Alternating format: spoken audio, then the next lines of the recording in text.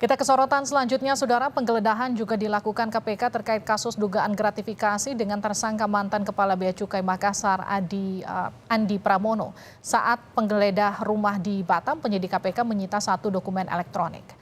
Kemarin penyidik KPK menggeledah rumah mantan Kepala Bea Cukai Makassar Andi Pramono di Batam. Penggeledahan dilakukan terkait pengusutan kasus dugaan gratifikasi yang diterima Andi. Dalam penggeledahan ini KPK menelusuri aset-aset yang diduga terkait kasus gratifikasi dengan tersangka Andi Pramono.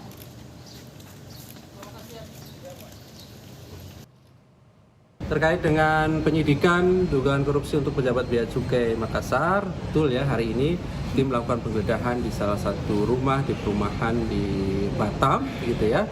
Tadi sudah selesai proses penggeledahannya dan informasi dari teman-teman kemudian diperoleh bukti elektronik yang tentu nanti kami lakukan analisis dan juga besok kami akan update kembali ya.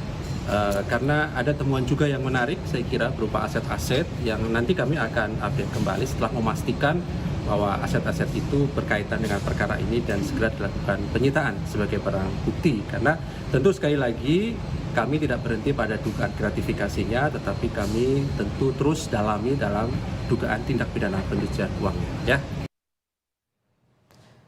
Saat melakukan penggeledahan di Batam, penyidik KPK menyita 3 unit mobil yang diduga milik mantan Kepala Bea Cukai Makassar Andi Pramono. Dalam keterangan tertulis kepada Kompas TV, Kepala Bagian Pemberitaan KPK Ali Fikri mengatakan, dari penggeledahan di Batam kemarin, tim penyidik menemukan 3 mobil merek Hummer, Toyota Roadster, dan Mini Morris. Segera dilakukan penyitaan sebagai barang bukti. 3 mobil merek Hummer, Toyota Roadster, dan Mini Morris yang diduga milik mantan Kepala Bea Cukai Makassar Andi Pramono disita penyidik KPK di sebuah ruko di Batam. Mobil-mobil tersebut disita jadi barang bukti untuk kasus dugaan gratifikasi yang menjerat Andi Pramono.